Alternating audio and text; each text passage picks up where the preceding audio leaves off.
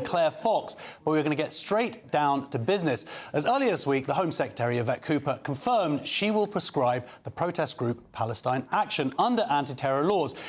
If passed in Parliament tomorrow, this move would make membership and support of the group illegal. The announcement came days after activists from the group broke into RAF Bryce Norton in Oxfordshire, spray painting 2 military planes red, an incident Ms Cooper called disgraceful and causing millions of pounds of damage. Last Monday, hundreds supporting the group gathered in Trafalgar Square, where there was a number of clashes with officers. This included a report that Jewish counter-protesters were forced to hide on a double-decker bus to escape a mob chanting Zionist scum, whilst a woman who wore an outfit depicting an Auschwitz victim was questioned by police. And a few days ago, an undercover Telegraph reporter exposed that Palestine Action is preparing to attack RAF bases and drone factories as they recruit more members across the UK.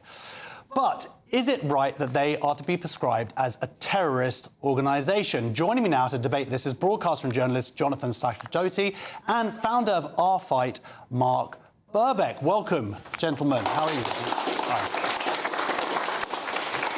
This is an interesting debate because both of you are friends, so much so that you like to dress the same when you appear on telly.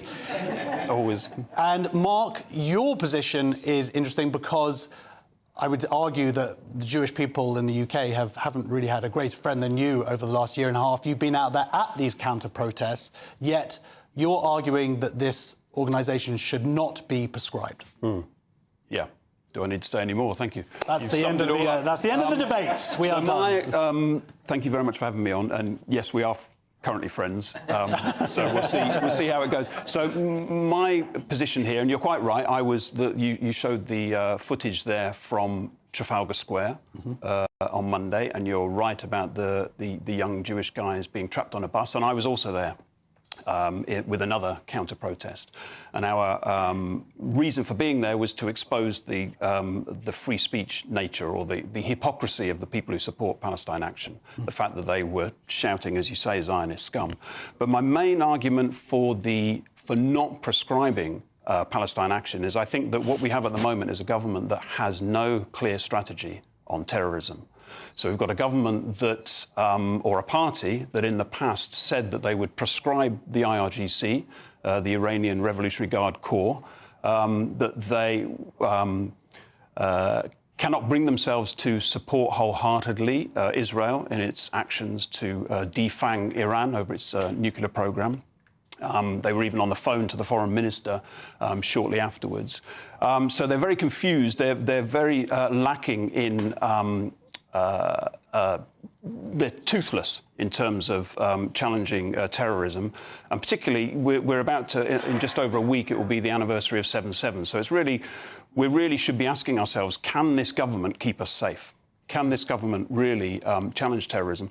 And the fact that they are not prepared to prescribe the IRGC, but they are prepared to put Palestine Action on the same level as Hamas, ISIS, Hizb ut-Tahrir, Boko Haram, to me, is just indicative of the fact that they don't know what they're doing and they're confused. So, I mean, that's a good point. The other thing, Jonathan, that people would argue is that this is a threat to all of our free speech. If you're prescribing a group like Palestine Action, what does this mean for other groups who... I mean, are they really a terrorist organisation? There's definitely a spectrum of terrorist organisations, and I would say that Palestine Action are quite a pathetic bunch and maybe aren't quite comparable with ISIS or Hamas. However, it's not a freedom of speech issue. It's not speech. When you break into the biggest airbase in the country or the most important and trash the aeroplanes, that's not speech. Nobody has the right to do that under any political cause, under any ideology. Similarly, other acts of vandalism and basically acts designed to terrorise and instill fear into people carried out by groups like that are not about free speech. Slashing art, pictures of Lord Balfour, not free speech. In fact, not speech at all. Speech doesn't involve knives. Speech doesn't involve red paint. This is not a free speech issue. I'm all in favour of free speech. These people can speak as much as they like about their idiotic, moronic, underinformed views. But when it comes to trying to scare the population into agreeing with them because their arguments are too weak and because their factual basis for their opinions is minimal, then I'm not in favour of them being able to do it through acts designed to make us afraid. And in fact, I think the government should stand up and ban them as a terrorist group, as they're planning to. I think they should also ban the IRGC, the Iranian Revolutionary Guard Corps, because they are also a terrorist group, as we've seen. I spent 12 days in Israel hiding in bunkers from ballistic missiles launched by that terrorist group on civilians. It doesn't mean that they are not terrorists either. It doesn't mean that the government should be showered in praise for managing to make one rather pathetic but terrorist, apparently, group in the UK classified and not the IRGC. We can do all of it. The government should be a little bit more ambitious than it is, rather than this backwards, forwards, not quite sure what they think about Israel and its defence of the free world, its defence of the UK in getting rid of the IRGC threat or minimising it. It can do all of these things. It's choosing not to. If they at least get this one small thing done at home, that will be a good first step, and then they can show that they maybe aren't as spineless as people think and start moving on to the bigger threats as well. Yeah, I mean, we've got a few supporters there. They don't want to clap you, but they agree with you. But, Mark, I mean, this is a national security issue as well. If we've got our planes being attacked, being put out of commission, if they have plans for further attacks, surely that is the definition of terrorism. That's a threat to all of us as a country, isn't it? I'm not sure why that's the definition of terrorism. Well, it's a terrorist act to harm our ability to defend ourselves. I wouldn't have any problem with them being strung up for treason, for example. I mean, there's plenty of other legislation and other ways that you can deal with them. Mm-hmm. My issue here is this definition of terrorism at a time when the government isn't even able to assert genuine terrorists, which are Iran. So after you remember the 9 arrests that were made across London, I think it was in March, and speaking in Parliament, Dan Jarvis, the security minister, he said that since 2022, there had been 20 foiled attempts of the IRGC attempts that were aimed at loss of life. And they'd been foiled, and the MI5 released this information. So you've got this government that's completely toothless on a number of issues. Not just on this. I mean, we look at sort of the way Lucy Connolly has been treated. We look at the fact that they're backwards and forwards on the grooming gangs. Do we trust them to keep us safe? And I would say, where I do agree with you, Jonathan, I would say that the people who are at the moment fighting to keep us safe are Israelis, are the IDF, are the people who are prepared to just go for it and tackle Iran. And I would say to people who are not Jewish, I would say to people watching this from home, Brits who are looking at this, say, well, what have the government really done recently to tackle terrorism versus what have Israel done? I mean, you showed in your clip there in the lead-up about Glastonbury yesterday, where they're talking about death to the IDF. The people of Israel are sending their sons and daughters to fight against terrorism. It's not just, don't think just the IDF. Think there are people in this country whose children are in the army that they are worrying about continuously, and then we have idiots like that at Glastonbury making these kinds of things. So what has the British government done about terrorism compared to what have the young people of Israel done about terrorism? And I know which side I come down on. Yeah, I mean, the case would go that prescribing Palestine Action would make the Jewish community in the UK safer. But is it just... It's not just the Jewish community, well, though. And the country. Those RAF planes were not defending Jews. Those RAF planes are to defend all of us in Britain. These people broke into a British Air Force base and trashed some of the aeroplanes. But can't this be covered under other laws, though? Does it need to actually be a terrorist? Maybe it can. I mean, I'm not... You know what? I'm not too bothered to get bogged down on whether Mark, who is a wonderful guy, and you, who are a wonderful guy, and I, who I hope I'm all right, whether we agree or disagree on the precise technical definition of terrorism. If you want to get them for something else and stop them, I'll be happy with that too. I would say that I can see a strong argument for why you could class it as terrorism if they have broken into a military base and sabotaged planes, and if they plan to keep doing that.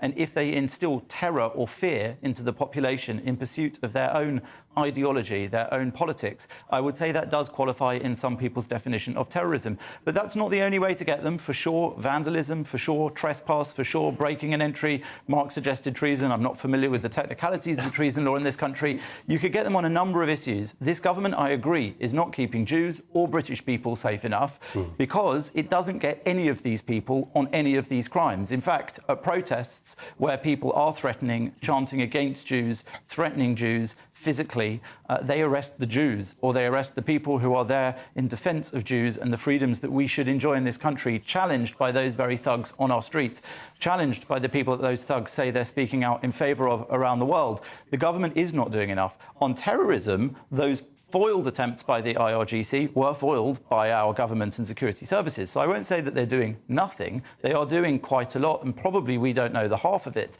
But that doesn't really help the fact that Jewish people in this country, and dozens of them write to me every week or two about their views, are scared. And more than scared, we're not a stupid people. When our time is up in a place, hopefully many of us have learned that we shouldn't leave it too late. And more Jewish people are telling me and telling each other openly that they're thinking of going. They're thinking of leaving because this country doesn't feel safe for either them or their children. And I will say that's really good that they should be thinking that way, because I agree. But what I worry about is, what are ordinary British people who aren't Jewish going to do? Where are they going to go? Because this isn't just a threat to Jewish people. This is a threat to Western freedoms and democracy. This is a threat to our values. Jews may come first, but once we've gone through our own move or through something worse, they will surely move on to everybody else. They already have. They've blown up British children in Manchester Arena in the name of the same sort of ideology that the IDF is fighting. The British government of any colour or stripe needs to get serious and deal with this stuff properly, whether it's through terrorism legislation or others. This is just the end of the line for this kind of tolerance, of this kind of violence, intimidation and bullying of the population into very unpopular positions and views. Oh, you get a round of applause now. I mean, I think that a lot of we are agreeing on many things here. Best debate ever. Yeah, best debate ever.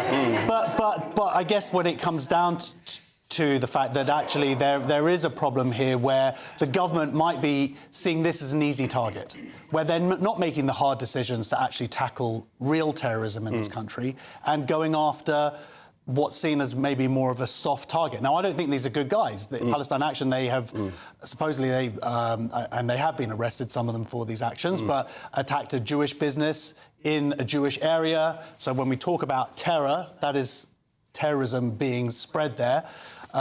Jewish artifacts of mezuzah being covered in paint, windows being smashed because they thought there was some connection to an arms business, and it turns out that there wasn't. So what do you think the government should do? Would it make it, if the government did prescribe the Iranian guards, would that make you happy? Would that be the step that you would prefer to see? I think that would make me happier in the sense that at least it is a step. But I suspect, I have a suspicion that the reason they're going after Palestine Action is because they don't want to have these cases in court.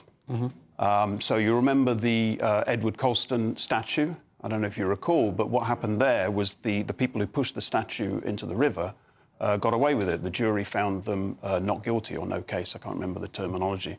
There are some people from Palestine Action who have committed similar acts who have been found not guilty by the jury. And that's predicated on this kind of self-righteous moral idea that they're somehow saving the people of Gaza by intervening. So I suspect that the British government doesn't want to have these kinds of cases and doesn't want them to appear in court because they don't want to have to make the argument, like we were talking about a moment ago, about why we should stand with Israel. So actually, I think we shouldn't let them off the hook. I think we should push that. I think it would be fantastic if one of these cases went to court and people made a showcase out of it and said there is no genocide in Gaza. This is all a myth. All of these people are spreading lies, whether it's at Glastonbury, whether it's Sally Rooney, whether it's Lammy, the arms embargoes. All of these things are contributing to that. And that's what we need to challenge. And I think allowing them to get away with looking like they're doing something over Palestine Action would be a real terrible situation to get into.